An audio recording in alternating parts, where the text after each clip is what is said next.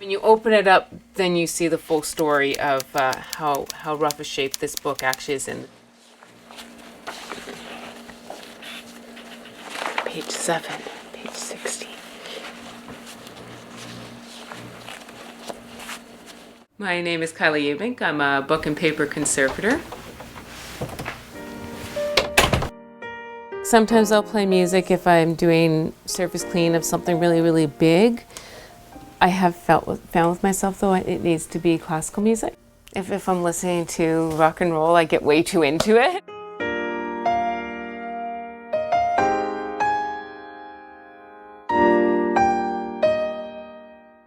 Obviously the work is what really excites me. I get really enthusiastic about that. But there's so many fantastic stories that artifacts tell us. Got real functionality to books.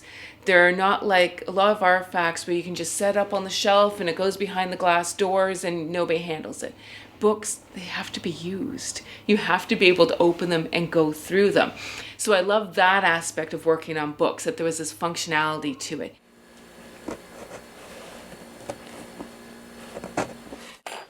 I'm going to turn it from the other angle so I can get it from the other side. And very gently. All right. Big section off. I was raised in a family that really supports heritage. So I always grew up with that appreciation for art and history and culture. My mom's a huge collector of books. I almost dread having to inherit her collection because it will not fit in my house. My very first job when I was 12 was actually refinishing furniture with my father. So I really love that technical hands-on stuff. I really did grow up in the shop with my dad. I was daddy's little girl, always doing a lot of woodworking and those kinds of things. Our main goal is to preserve artifacts. We differ slightly from restorers in that our goal isn't always to make something look brand new. It's often just to preserve it, keep it in the state it's in. We don't always want to erase the stories that an artifact tells us. So this book has been rebound in a very gaudy modern library binding. The book originally is from 1864, and the goal with this book is going to be to put it into a recreated 1864 binding style. I'm going to cut the stitches to release the cover. They did bind this book very well. It's just not a very aesthetically pleasing binding. Certainly was bound to last, but doesn't match the history and context of the book very nicely. All right, this is the book that had been bound into this really bright orange library binding. Now done a recreate period binding to match what it would have looked like in the 1860s when this book was first made.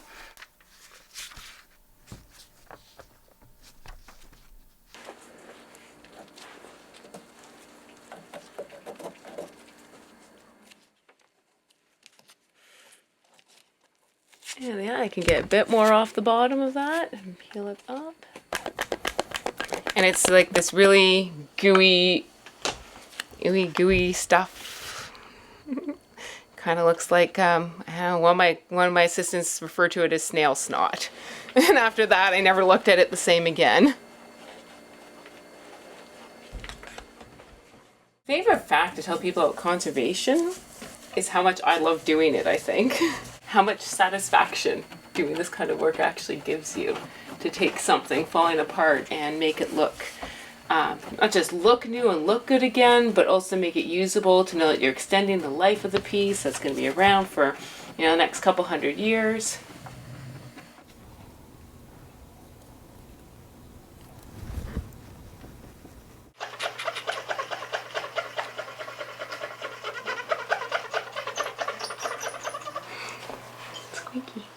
This is a photograph of Jack Carmody with the Bell Canada crew. They went across the prairies, of course, installing telephone poles. And as you see in the picture, there's 2 heavy horses and all the men are actually standing on the telephone poles. So this not only has got some great family value to it, it's also got great cultural value for Canada in general.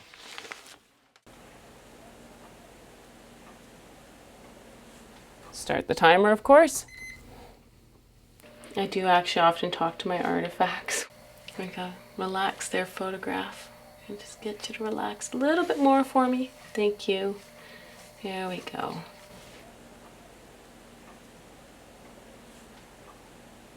I think when you run your own business, you wind up putting a lot of hours into it, period. And people run their own business generally do it because they love it. That's what they want to be doing.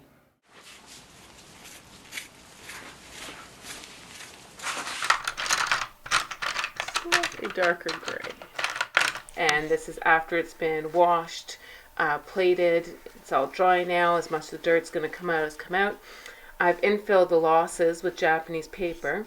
So I'm going to go over with some watercolor pencils to just blend the losses away. I'm not going to try and really recreate any of the media. I just want to make it less obtrusive.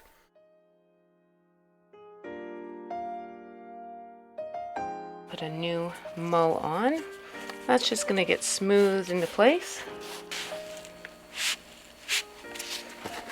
So I want to bend the tube around to conform to the roundness of the spine of the book. I'm going to use my bone folder to rub it in. This machine here is going to stamp our letters in gold on our piece of leather. And you just bring it down, give it a quick kiss, lift it up, pull out your leather without burning your fingers, and peel it away. And there you go, the twine.